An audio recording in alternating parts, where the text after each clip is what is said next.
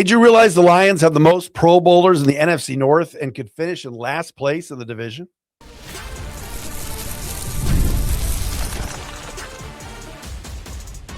You are Locked On Lions, your daily Detroit Lions podcast. Part of the Locked On Podcast Network, your team every day.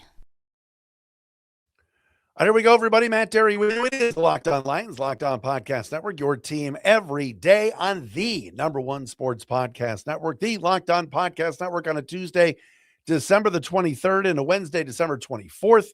Noah Eagle, play-by-play man for Netflix.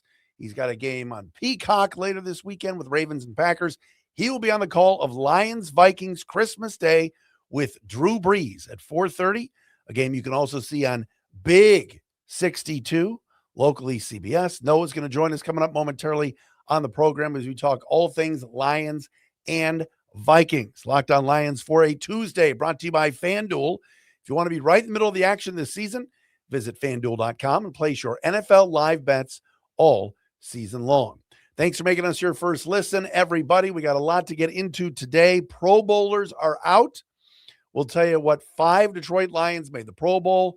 We got to do a quick check-in on Amon-Ra St. Brown's health and all of that coming up today on the program. Don't forget, tomorrow, Luke Braun, host of Locked On Vikings, will join us for the Thursday crossover, which we'll do on a Wednesday to get you ready for Detroit and Minnesota coming up Christmas Day at 4:30. Lions got to win their last 2 games. Packers have to lose their last 2 games. Vikings won't have J.J. McCarthy.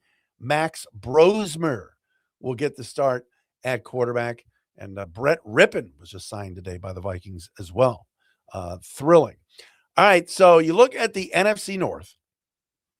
Today, when the Pro Bowl rosters were announced, and you look at the NFC North, and you see that the Lions clearly have the most Pro Bowlers, and it wasn't even close.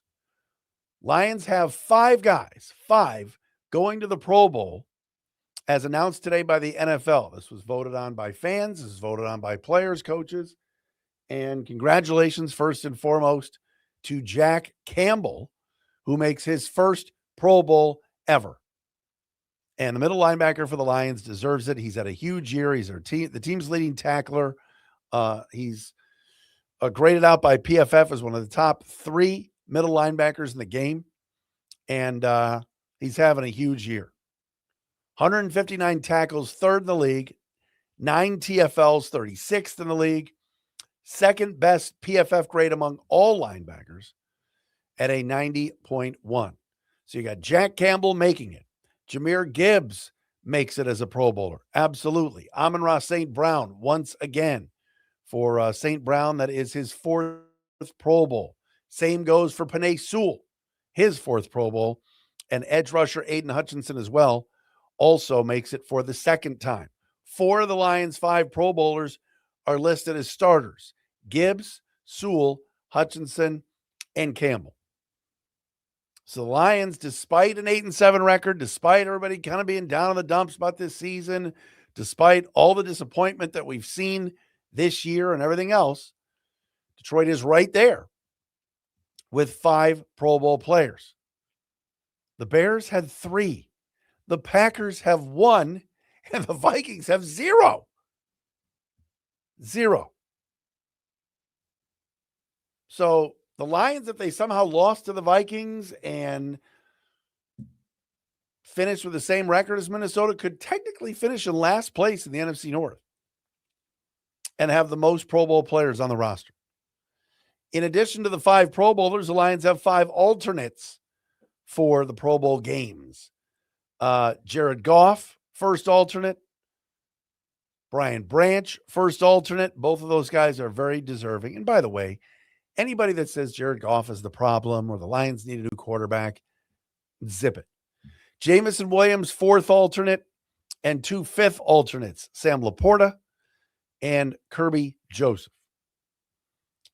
Goff did not make the Pro Bowl original list. He was beaten out by Matthew Stafford, Sam Darnold, and Dak Prescott. As far as the receivers go that are with Amon-Ra, you got Puka Nacua, JSN out in Seattle, and George Pickens. That's a good receiver group. But here's the thing about St. Brown.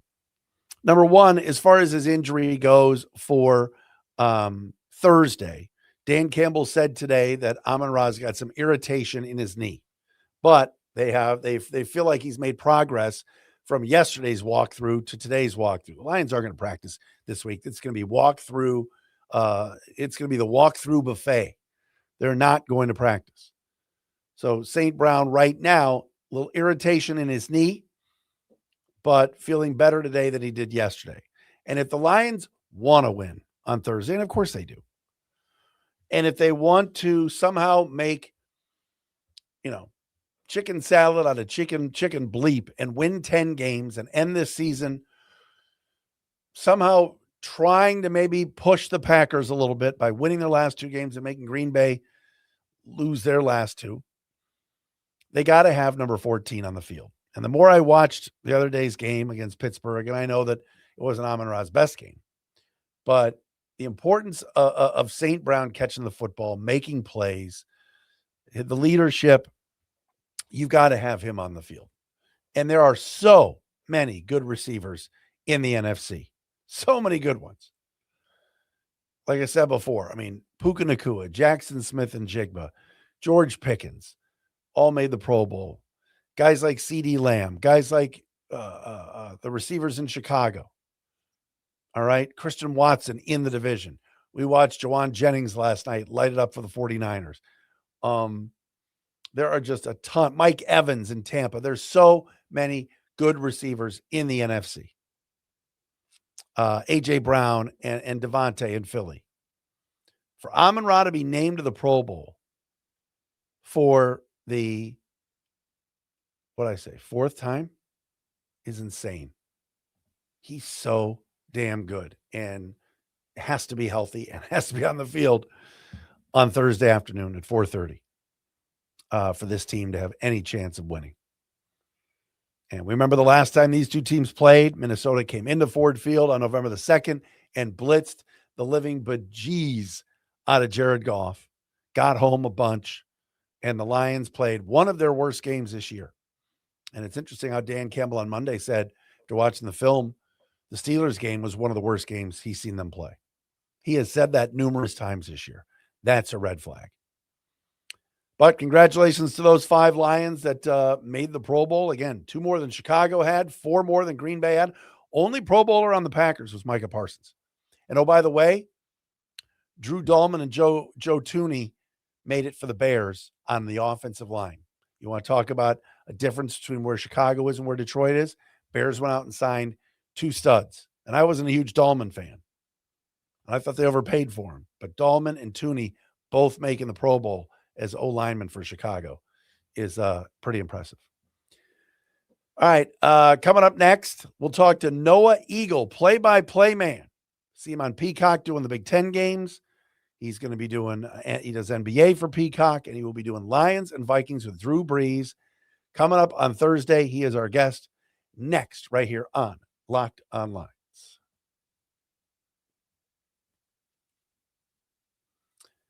And of course, Locked On Lions for today, brought to you by our friends at FanDuel. And yes, anytime that I'm trying to find a graphic and I can't find it, this is what I do. I kill time. FanDuel, yes, America's #1 sports book. NFL Sundays, they move fast. One big play and suddenly everything feels different. That's what makes live betting with FanDuel so exciting. You're not just watching the game, you're reacting to it in real time. With FanDuel, you can place bets as the action unfolds, every drive, every momentum swing, every highlight moment. Live betting is best when the game starts to shift, receiver gets hot, a defense tightens up, or the momentum flips after a turnover. FanDuel lets you jump into the moment, all right? Live spreads and money lines adjust instantly. Player props update as guys heat up. And you can bet all sorts of things like next touchdown scores, drive results, totals, and more. It keeps you locked in every snap, every drive, every possibility. You want to put some money down on Lions Vikings on Thursday? The line opened on FanDuel at 5.5. And now that J.J. McCarthy is out with a busted hand, the Lions are now 6-point favorites Sunday at U.S. Bank Stadium to take on the Vikings. You want to be right in the middle of the action this season? Visit FanDuel.com and place your NFL live bets all season long. FanDuel, the game moves fast, and so can you. And hey, folks, before we get to Noah, I got to tell you about our friends at the Everydayers Club. That's right. It's a club. It's us. It's you.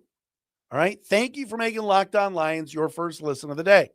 And thank you for making us, the Locked On Podcast Network, the number one sports podcast network. If you haven't already, go check out our new Everydayer Club.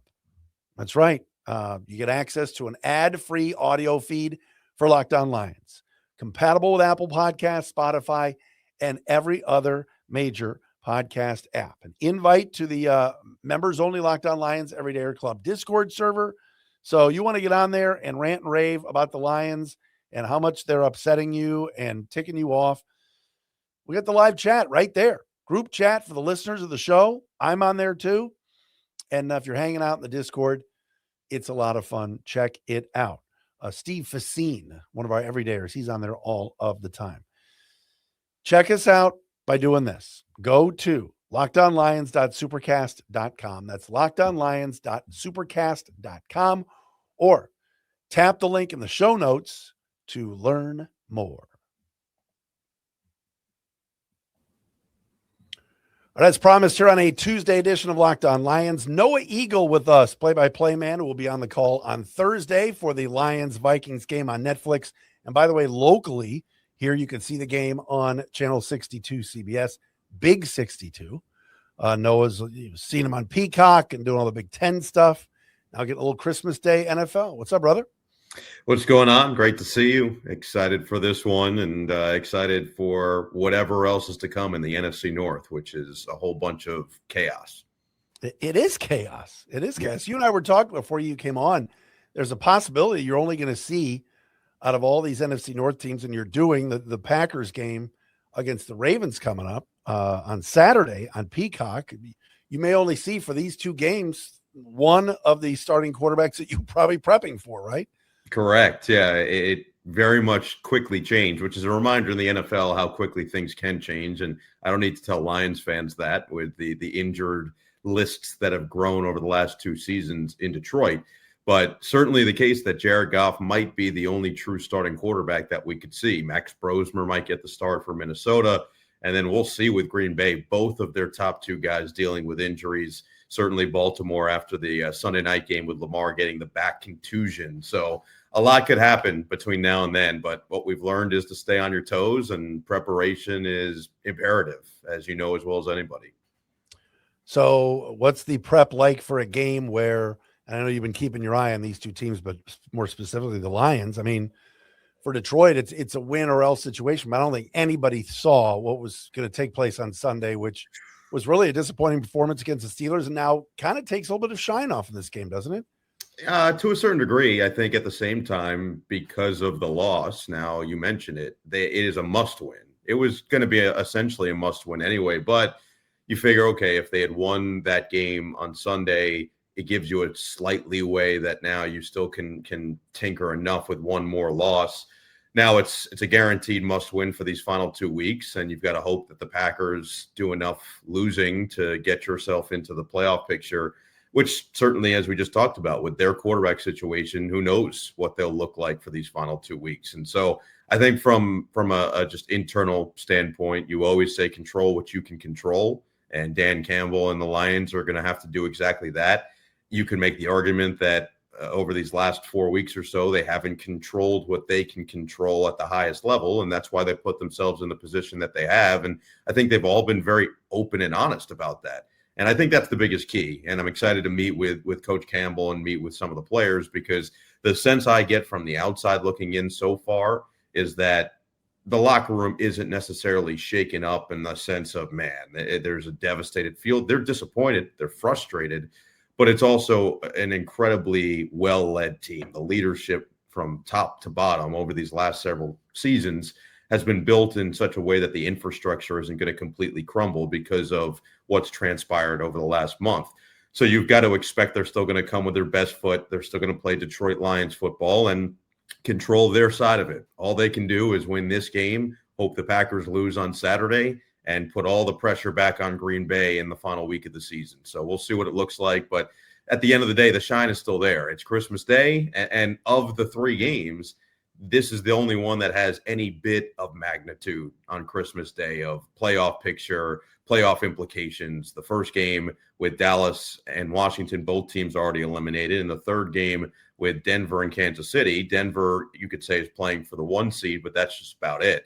And they're certainly playing, I guess, for their division as well. Kansas City, of course, the fact that they're out of the playoffs is still mind-boggling. So from Detroit's perspective, I think if it's so funny how quickly things change. You go back to 2022 and said, hey, you have 2 weeks left in the season and a chance to go and play for the playoffs. Every Lions fan would have signed up for it. And so I think you almost have to remind yourself just how far this organization has come under Dan Campbell. Noah Eagle and Drew Brees on the call on Thursday, 4:30, Netflix, and of course, Channel 62 here locally. By the way, your dad's doing the Dallas-Washington game. Did he text or call and go, hey, look, we're switching games? Because that game's, like you said, that game's for nothing. No, it's just luck of the draw. And he's got a great game, I believe, on Sunday. He's got, I can't remember exactly which one, but I remembered it was a huge 2 teams that are battling for major playoff position. So, he gets 1 out of 2. And certainly that game on Saturday that I've got on Peacock is big for both teams. For Green Bay and Baltimore, both feel like they're must wins. Green Bay can just lock it all up themselves, and Baltimore can't lose again. So no matter what, it's the NFL. And even when it feels like there's not that much at stake, the last time I actually did a game in Minneapolis was at US Bank Stadium was 2022. And it was the Vikings and the Colts. And it really didn't feel like there was a lot going into that game. The Vikings could wrap up the division. That was kind of what they were playing for. And then they go down 33-0, and it ends up being the greatest comeback in NFL history. So I think you always go into any game and just feel like, hey, something crazy might happen today, and you just got to stay ready for it. You mentioned before about watching the Lions from afar, and obviously you do a lot of college games. You're doing some NFL here. But when you think of the Lions and what you've seen over the last 3 or 4 years, what comes to mind? What will be some of the storylines you think that'll be brewing on Thursday? Yeah, well, I think that exactly what I mentioned before, and I had been around Lions fans certainly in my time in college and all the way beyond that, of watching this transformation from when Dan Campbell took over and how many years it had been to just feel like you were relevant again. So to be in a position where you're not just relevant, but it feels like a disappointment that you're not a shoo-in for the playoffs is remarkable.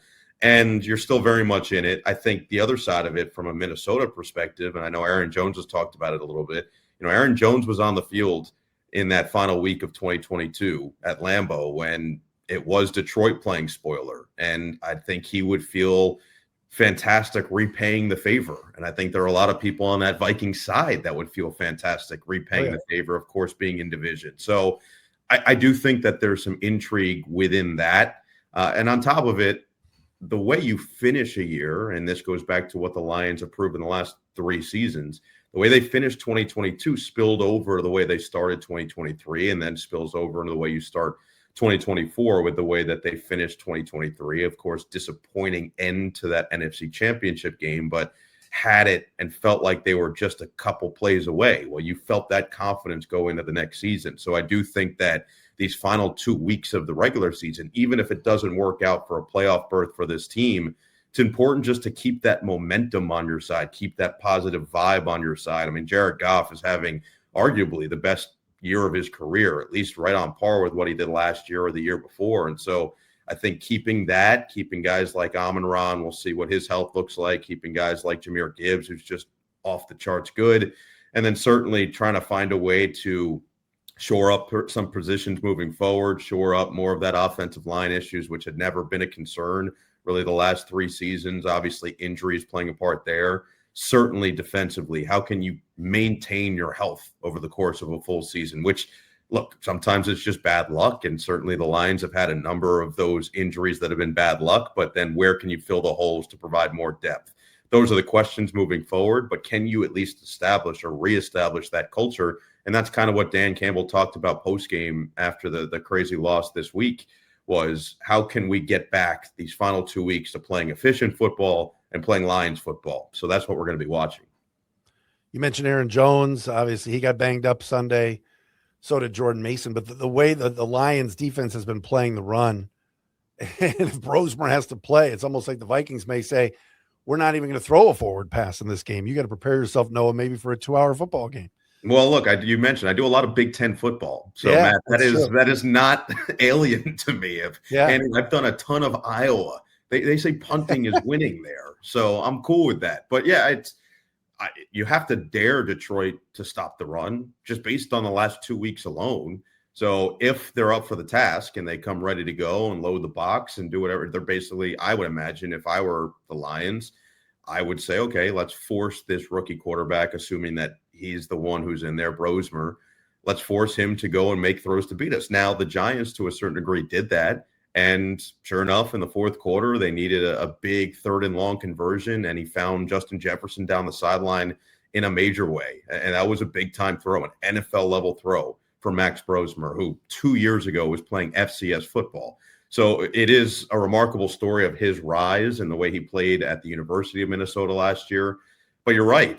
They're going to have to dare him to stop the run first. And if they can't do that, I don't care who you're playing. I don't care who's playing quarterback. If you can't stop the run, just everything becomes available for the offense. And that's what we saw with Pittsburgh. And Kenneth Gainwell obviously had a huge day in the passing game. And then Jaylen Warren breaks off the 2 runs. It just makes it so difficult to overcome. And yet, the Lions still had themselves in a position to win it, and we could get deep into the weeds about the OPIs. Certainly, I don't think there are that many people arguing whether or not the Amon-Ra OPI was the correct call. It would be whether or not the Tesla OPI was the correct one. It did feel like there was some contact potentially to get him into the defender, and so you can stay up all night. And I know Goff and Campbell and everybody had talked about it post game, but it's all said and done now that it was a loss. And so how can you regroup and how can the defense find what they haven't, whether it's the physicality or more specifically just the fits that they've missed over these last 2 weeks? Noah Eagle with us. He'll be on the call again Christmas Day for Lions and Vikings. Noah, a proud Syracuse University grad, and of course, part of our alumni group at WAER. That's the most important thing. Yeah, always. We missed you for the Siciliano event. We gotta do a little reunion at one of these days and get all the guys together. But let me ask you this: you said before you did that game in Minnesota a couple of years ago, as far as home field advantages and stuff, US Bank Stadium, and I have not been there yet. I was at the old place years ago, but how great of a venue is it, and how tough is it to win there? Yeah, I know that Lions fans don't love hearing this because especially with what Ford Field's become since the Lions have been on the uptick, that is as legit as anywhere in the NFL, no question. But US Bank Stadium's right at the top of the list. And those fans are educated, they're into it. And what stood out to me about that game I mentioned is they go down 33-0. A lot of places around the league, even if the fans aren't going to be quick to admit it, but a lot of them would start shuffling out. It was a Saturday afternoon. It wasn't even that freezing cold. It was a pretty nice day. So you figure, all right, you're down 33-0. Half the place is empty. By the time they start making the comeback, it wasn't the case. Everybody stayed. It was, and not just stayed, but stayed engaged. Everybody was in there and could sense that something crazy might happen. And they helped will them past the finish line. And so they are very legit. I know that mathematically Minnesota's eliminated. They've won their last 3 games. They're playing better football. The J.J. McCarthy injury, and assuming that he won't go, even though that's not necessarily confirmed yet either, but assuming he doesn't go, that's a bummer just because he had been playing better football. But there is something about the NFC North thing, as you guys know, and I think the fans care just as much as the players care about spoiling and ending the Lions season on their home field. And so they will be there. They will be loud. They will be proud, and they will be into it from opening kick until final whistle. Best team in the NFC in your mind right now is whom? This whole year has been bizarre. I don't have to tell you that, but across the entire NFL. And I was doing this yesterday as all the games were unfolding, trying to look through the standings and really pick my teams. I still feel like it's the Rams. That's still where I would lean. Yeah. But obviously we saw this past week what can happen with even the Rams in complete control and then completely blow the game. Seattle takes advantage. I still trust Matt Stafford more than just about every quarterback, and I still trust Sean McVay over most of the coaches. And I think their defense is excellent when they want to be. And so I think when you just look at all the factors and all the weapons that they have, assuming that they can get Devontae Adams healthy enough come postseason time, I still like them over the majority of the field, but it's not what it's been over the last really 5-10 years where you could really choose a team. Last year I felt really confident about the Eagles going into the playoffs. I think a lot of people did with the way that they were playing, and the Rams almost took them down. I felt pretty confident about the Chiefs for the last however many years, and obviously they won't be in it now. But I still lean Rams. I'll be curious about some of these other younger teams that get in there, what the Seahawks could look like in the playoffs, if the Niners could get hot and get on a run. But, yeah, I'm going to ride with L.A. for now. Final thing, when are we getting you back in town? I know you've done some Pistons games now for Peacock. I can't keep up with your schedule nor Peacock's schedule. Even your dad's with Amazon. I never know what's going on, but Pistons have been great, right? And I know you've done a couple of games already at LCA. Yeah, just saw them in Boston last week as well. Big win. And Kate is so good, man. I love watching that team play. I love JB Bickerstaff as well. I think he's done a phenomenal job. And someone asked me this recently. I really do believe they have a lot of the same qualities as the Bad Boys teams and as the 04 team.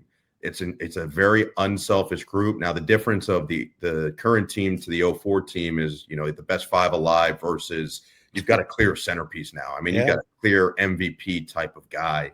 And Duran's played like an all-star with them. So to have those two and then the surrounding pieces that feel like they're all getting better, and then adding the vets that they did, Duncan Robinson's shooting the ball the way that he's supposed to shoot the ball. Levert's played well, and he shot it at maybe the highest clip of his career. So I like what I've seen out of Detroit. Don't know when I'm bad. Have to look at my schedule. I would imagine I'm going to have at least one more, if not more than one game back at Little Caesars. I do love that media room. The press room food's a different level there. They have dominated in that category. Yeah, it's like being on a cruise ship, Matt, where they have every category of food. It's not like the food groups themselves. They've invented food groups, I feel like, at Little Caesars Arena. So I'm always excited about that, to the point that we took our boss in there this year. I took Vince Carter in there last year. He was just sitting down in the middle, amazed at what was there. There's a carving station. Yeah. So that is always a big lure for the rest of us. But excited to see what they can do and really enjoy their group this year. Maybe you could do your own version of Tuck Spreads on Twitter with Ross Tucker. And, I feel like Guy Fieri every time I'm in there, man. I stole Flavor Town. Like, it's beyond Flavor Town. So hopefully soon. This is good. Well, when Ross was in town a couple of years ago, I videoed his Tuck Spreads for him, and he was very happy with the Lion spread, which included a lot of Lebanese food, which and Middle Eastern food that we have here. Nice. And he was taken aback by the chicken kafta. So, all right. Yeah, I will say, from an NFL perspective, the Little Caesars Arena rivals the Texans spread. The Texans spread is also elite, and it's also just a wide mix. They find groups from every possible option that they could have. So I'm a fan of that. It just gives you options, and I like options. I like that. All right, you're going from Minnesota to Green Bay, man. So bundle up. And you'll be indoors, obviously, but you still, hopefully, maybe the hotel's connected indoors somehow. But stay warm, and thanks for doing this. You got it, man.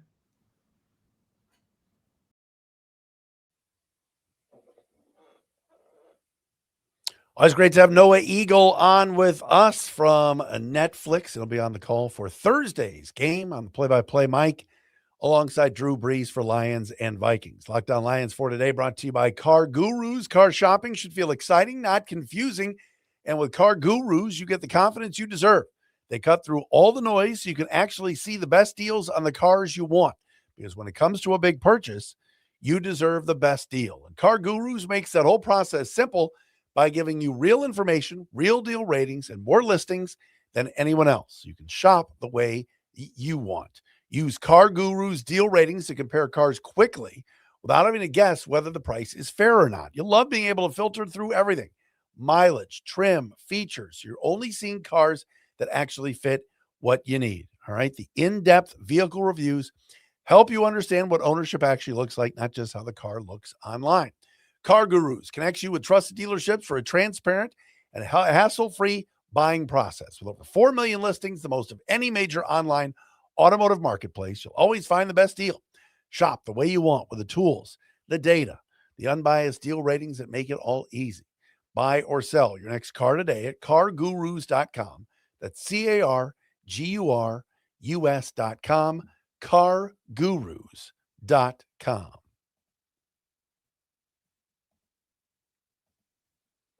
All right, one quick note before we get out of here. David Montgomery with an illness, was sick today, did not attend the Lions walkthrough, so he was a no practice. Amon-Ra St. Brown, limited practice today, upgraded from no practice yesterday. And Graham Glasgow, who's coming back from an injury, was a full participant in Tuesday's practice. Lions will travel tomorrow and face the Vikings for a short week. Thursday. This is the latest Thursday Lions game they've ever played.